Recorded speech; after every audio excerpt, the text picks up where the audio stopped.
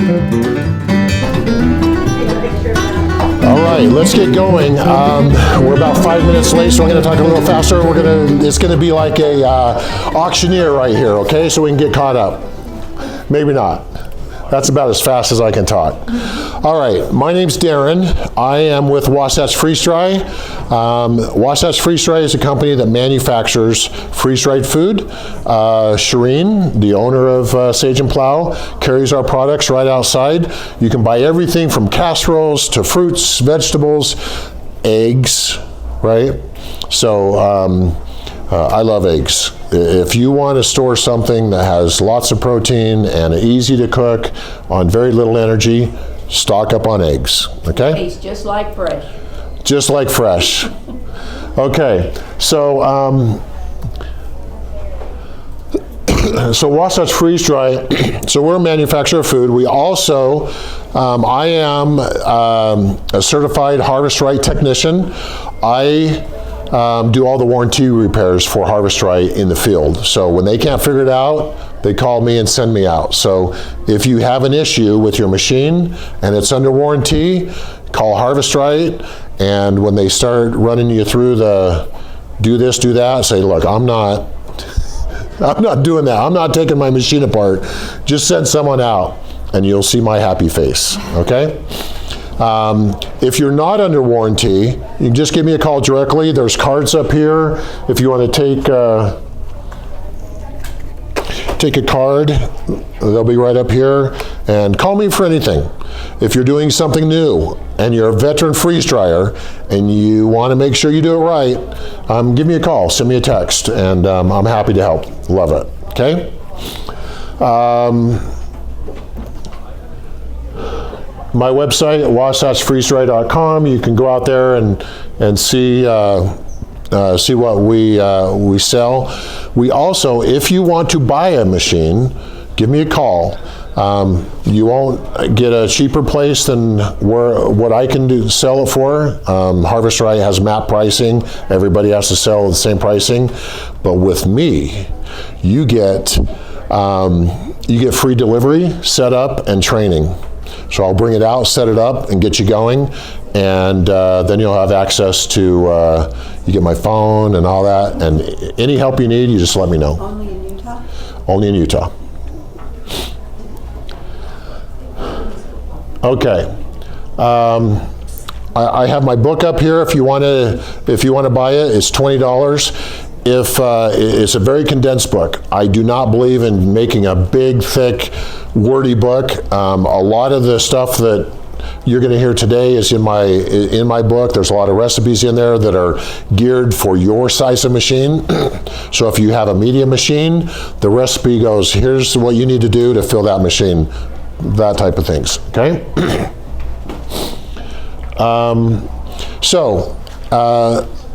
The first thing as we get started, when you start a freeze drying project, you want to give it some thought. A lot of people will just dive in and off you go.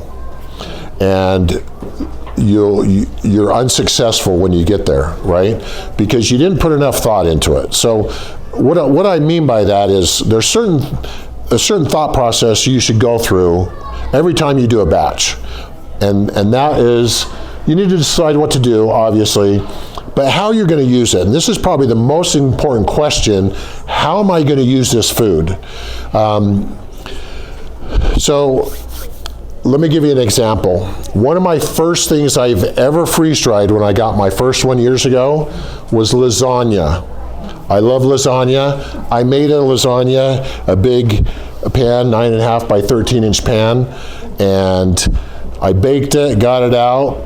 I cut it into 6 pieces, and I got it out, and I put 3 pieces on each tray. They were about, a nice portion square.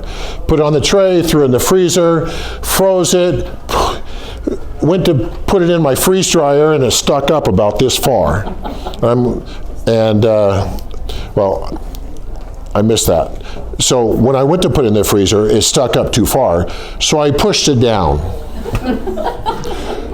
because I thought, oh, I don't want to go over the side. So I pushed it down, and it kind of, all 3 pieces filled the tray. I stuck it in my freezer, froze it. Next day, I put it in my freeze dryer. 30 hours went by, 40 hours went by, 50 hours, still wasn't done. Just after that, it finally said, I'm done. So I got it out, and I looked at it, and I was kind of poking it around, and I pulled the top off, and it was still mushy. The sauce was just barely cold after 50 hours. I'm going, why is it still wet? Well, in my haste, and I didn't think through this, let's just take, for example, if I actually would have freeze-dried that square of lasagna. Let's say it dried. I put it in my bag. I open my bag, and I put that square in my bag and seal it up. Now when I want to go to use it, I'm going to take my water, dump it in the bag, and then what I'm going to do? I'm going to stir it up. So what's the point of having a square piece of lasagna if I'm just going to stir it up so the water kind of gets, right? I didn't think that through. So the reason why it didn't freeze dry is because that nice melted cheese layer created an umbrella and held in all of that moisture. So I didn't think that through. Well, for one, I didn't know that, but I learned the hard way, okay? So now, just for your information, we sell lots of lasagna. It's one of our biggest sellers, but we use little mini noodles, and we make a lasagna casserole. And it's wonderful. If you've ever had it, it's awesome. So I just had to change the way I do things. And so I had to think a little bit more of how I wanted it to turn out, and that affected how I'm going to prepare it. So now I prepare it in a casserole, a lasagna casserole. And I don't, the way I tray it is a lot different too. So, so the examples are for, has anybody had any issues, any learning experiences like that too? Well, those eggs, my daughter, I called her, she said it was 60 hours. We must have filled it too high on the eggs, right? Why would that have taken 60 hours? But they finally freeze dried. You may have some really tough chickens. No, just regular eggs. I don't know. Since we're on eggs, has anybody, and to answer your question, I don't know why it took so long. The thicker it is, the longer it's going to take for those molecules to get. You said 6 cups per tray on the larger one, so that's a good guideline. Yes. Okay, so, and on those eggs, just a quick note, does anybody know what this is? Yes. Has anybody done eggs and have it fail, like bubble up? When I teach in Salt Lake, I usually have about 60 people in my class, and 3 or 4 of them will say, yeah, they bubbled up on me.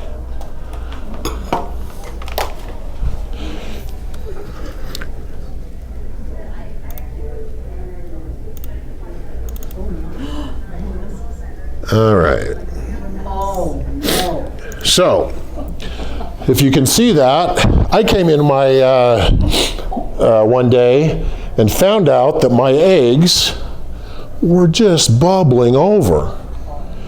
And in my classes, I'd always say, "That's never happened to me, ever. You must be doing it wrong." Well, I'll come back to this in a sec. When you do eggs, use this or a blender to whip them. What do you use egg whites for when you cook? Fluffiness, right? If you don't get the yolks and the eggs incorporated sufficiently, you will get this. Now, this happened a little bit on a different reason for me. So, I was down at one of the restaurant supplies, we was buying supplies, and I saw these liquid eggs on the box that said 100% liquid eggs. Well, yesterday I cracked about 3,000 eggs. It's horrible. Now, I do have a machine to do that, but I thought, I'll just buy the liquid eggs. So I bought a case of liquid eggs and stuck it in my freeze dryer to see how they do, and this is what I got. I did not see on the ingredients list that it had citric acid in it. So, and that's what caused this problem. So, you got to be careful. What else has citric acid in it? What's that? What else might have that citric acid in it that we should be aware of? If they're straight eggs, you should be okay. You know, if you're cracking eggs and then you're blending them up, don't worry about it. But if you're buying something like I did, liquid eggs, check those ingredients, because if it has any types of preservatives, and that's what citric acid is for, to maintain color and things like that, that is a time bomb for you, okay? All right. So then what do? Do you just not use liquid eggs? Don't use liquid eggs, yeah. Unless you want that, I guarantee it's going to happen every single time. I'll just clean that up. So just get regular eggs. And if you're buying eggs in a carton, check the ingredients. Make sure it's 100% eggs. All right. So we talked about placement on the trays, packaging. Just briefly on the packaging, there's several ways of packaging. Glass bottles, Mylar bags, number 10 cans. Anybody use anything different? Usually those are the three. Advantages of each one, size as well. It all depends on what your requirements are for your family. There's disadvantages and advantages. I don't use the glass jars. We do bottle stuff, but all of my freeze-dried food goes in bags. Bottles break, you get light through them, they're heavy. They work very well. They keep out rodents, right? You're not going to get mice through these, as pointed out in my last class, so that's an advantage, but you can only store so many of these, and I know, if you have a storage room this big, yeah, you can probably put, a lot in there, but I use the same thing. I use a Mylar bag this size. Everything is the same size, because I want consistency in my food storage. I know exactly how much water goes in it. My kids know exactly how much water goes in it, so it's very consistent. If I have to grab and go, I have bins, 60 meals in each bin. I can grab, throw in my car, and I'm off and running very quickly. Okay? How long will the food last in those little bags? Well, not very long, because I eat But it. if you put the Oxy Pack in there, how long? So if I put, The Oxy Pack. as long as anywhere from 10 to 30 years. Now, no one can. That's sealed good just with that one dip? You don't have to use the machine too? Oh no, you want to heat seal it. Oh, So you have the zipper seal. Yeah, okay. And then you heat seal right under the little nub here. You heat seal that.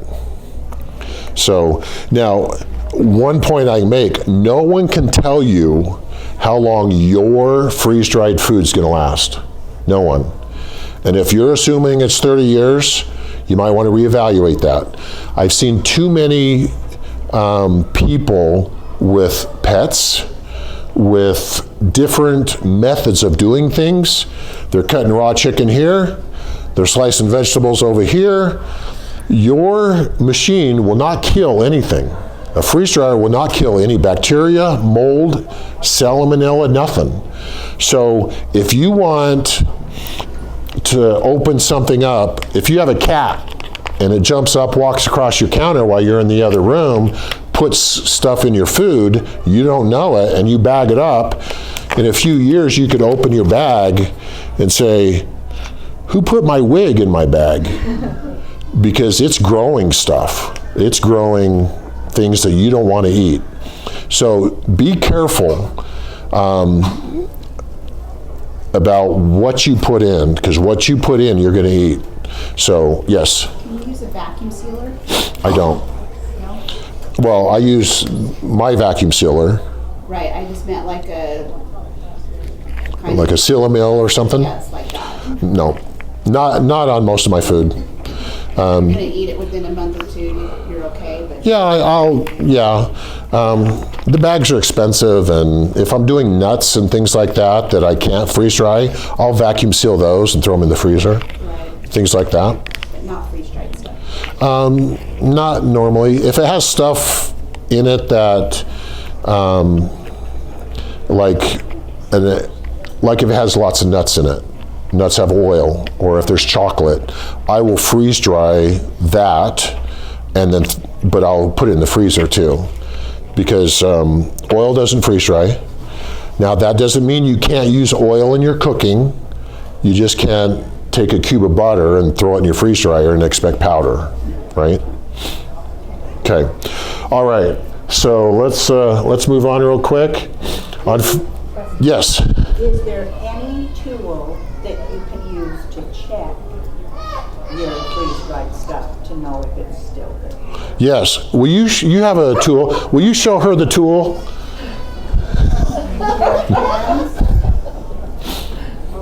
So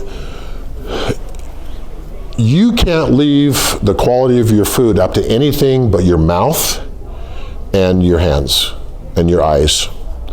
There's not a tool out there that you can afford that will tell you and be more exact than your hands, your mouth, and your eyes. And what do you learn from your hands? Temperature, touch. For example, what's that? Dryness. Dryness, yeah. So consistency. If you take eggs, it's going to come out in a cake. And if you can like snap it just like that, it's probably done. If it bends at all, it's not done. So you just flip it over and stick it back in. As you touch and taste, and I wouldn't taste the eggs because they're probably raw, but you know, like if you're doing a stew or something, or even the simplest strawberries, if you get a clump, check the clumps. After a few batches, you will train yourself to be an expert, and you will go, oh, that's not done. You'll know instantly that's not done. Stick it back in. And a lot of people will do that anyway. The machine will say it's done, and they'll put it in for 4 or 5 more hours just to make sure. That's acceptable. But you will train yourself after just a few batches of poking and prodding your food, it's done. Okay, what about like meats that Meat? have a little bit of oil, or pepperoni, or these kind of things? Perfectly fine. However, the more fat you have in the meat, it's not going to last 30 years. You can freeze dry sausage. I do it all the time. You're going to get about 3 years out of it because it has a lot of fat in it. And my book explains, and we won't go into it here, but my book explains the method in which you should process meat. If anybody been on YouTube and watched examples of them doing hamburger, what have you seen? Different people do it raw, different people do it half cooked, just grill it lightly. Other people cook it all the way, but a lot of them rinse it if they're doing crumbles. Okay, is that right? Do you rinse the? No, do not rinse your meat. I don't know. If you have a piece of hamburger that's as big as your thumb and you rinse it, how much oil are you going to get out of the middle of that? You might as well not rinse all the flavor off of it. You might as well just put it in the bag like it is. So the best way, and I'll give you a heads up, in what I explained, the best way to do it is to cook it thoroughly, and then when it's about done, tilt your grill. Let the oil drain off as much as you can. Use at least 90% ground beef. You will get hardly any oil out. Take it out, put it on 2 layers of paper towel, take 2 more layers, put it on top, take a rolling pin and roll it and roll it. When your paper towels no longer pull out oil, you've got a tasty, dry meat, and that will last as long as anything. And you do hamburger patties. I don't do hamburger patties. Again, you can't, I mean, if you want to squeeze that hamburger patty and make it a McDonald's one, You can, but I only do ground beef. We do a lot of pork. We're doing pork recipes now. But they're not meant to be stored for 10 to 30 years. Most of the things that we manufacture, or some of the recipes we manufacture, are like pork loin steaks. And they're good for a year, maybe 2 years. But you're going to want to put them in like brown gravy in a crock pot for 3 or 4 hours to rehydrate them. So it's not the 5-minute instant, we're ready to go. But they're good meals that you come home from church one Sunday, I don't want to cook. So in the morning, you take it out, put it in the crock pot, throw the brown gravy on it, let it sit. When you get home, you're good to go. Is pepperoni just too hard to freeze dry? There's just not a lot of, and depending on the brand and how thick you cut it, there's just not a lot of moisture in pepperoni. So you got to go back to the thought process. Why do you want to freeze dry pepperoni? To put it on pizza. When we get invaded, right, and the power's out, you want your pizza. I do. I'm coming to your house. Yeah, you can do that stuff. It's just not. Just don't have the expectation because of the fat in it that it's going to last a long time. Okay. All right. Let's run through preparation real quick. So, I always recommend tools because things that are sliced evenly, consistently, will freeze dry completely. If you get big chunks, little chunks, you're going to get uneven freeze drying, and you may find bits and pieces that are not done yet. Okay, things are like a simple. Saw this on TikTok. I thought, I want that. So I mean, $20 works awesome, right? Not expensive. For a lot of fruits, strawberries, $16 on Amazon. Get these tools. It's a lot easier than trying to knife it all, right? I have, just things to facilitate putting, dumping inside here. Put that on there, dump it in there, and things like this make your life a lot easier. Okay. This is what we talked about a little bit earlier. Placing food on trays. This is what affects your batch times. So the quantity of food in a medium tray, 4 cups maximum. 1 cup per tray? 4 cups per tray. Mm-hmm. So if you have a 4-tray system, it's 16 cups, 4 per tray. If you have a 5-tray, you get an extra cup, 4 cups. A large, 6 cups. Extra large, 12 cups. That's your maximum per tray. Which freeze dryer are you talking about? What's that? Which freeze dryer? Harvest Right? Is that what you're talking about? Was that your? Yeah, I have a different one. What do you have? The blue Alpine? Alpine. Yeah, I can, so I have a blue Alpine too. I have the large, and I'm doing the testing myself. So I like it. But we'll see. Yes? Does it matter how old your Harvest Right freeze dryer is? I like the old ones. That's what we have. They're built. What you need is the newer pump, though. If you have the old standard pump, it's time to get rid of that.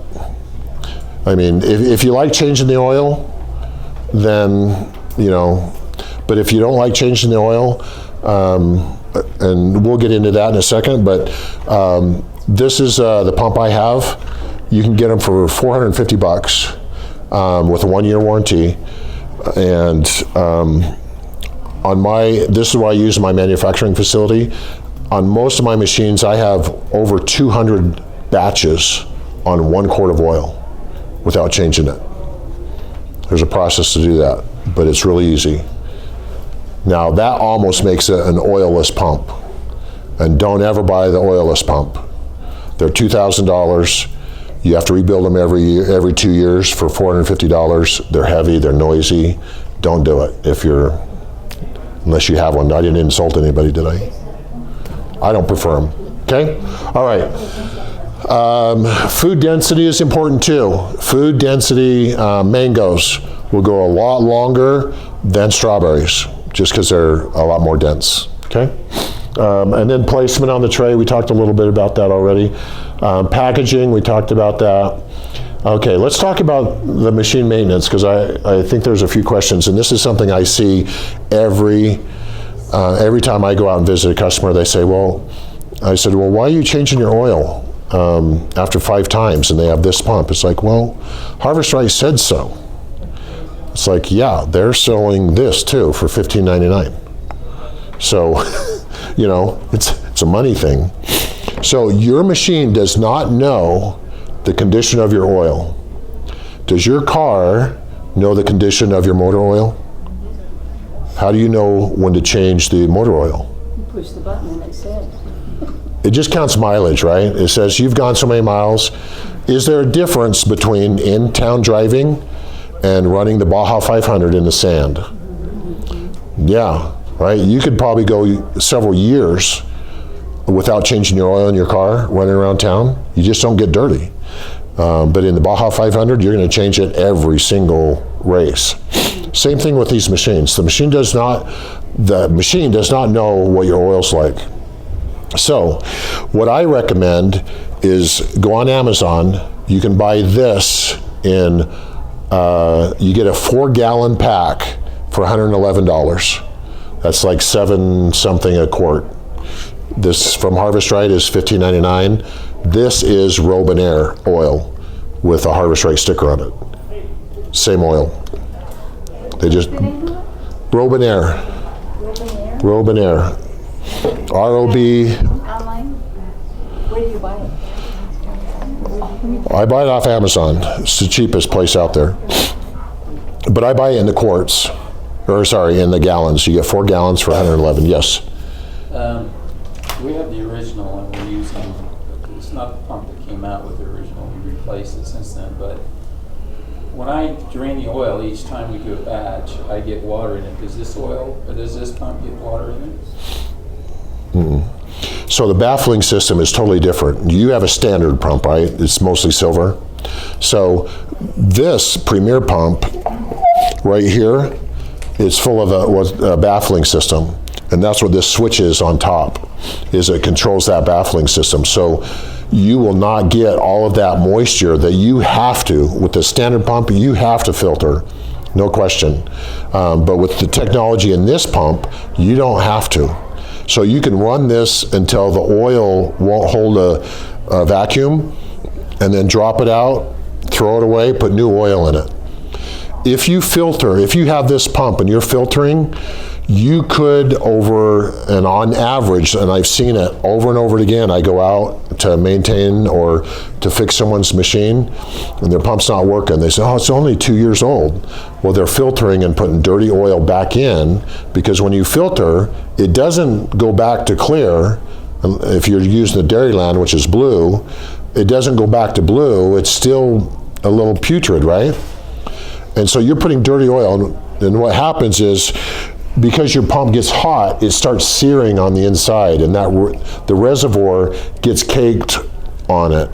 And if after about 2 years, it'll start sloughing off, and you'll get mud right out the bottom because it's all that bad oil. So that's why I only say put new oil in it. Don't ever put filtered oil in it. And now they tell you to filter it to save money. Right? If you do it my way, you save even more money. You don't have to replace your pump in 2 years. So here's how I do it. So I wipe out my machine every single batch. Open the door, pull out the seal, pull out the shelving unit. I don't unhook it. I take a towel that I keep on my machine, I dry it out. I'm not drying, I'm wiping it out, right? Just kind of like dusting, because there's molecules all over my machine. It may look clean, it's not. Those molecules will end up in your oil.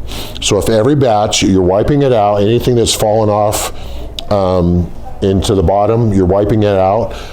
I turn it on the side, wipe, put it back in, I'm ready to go again.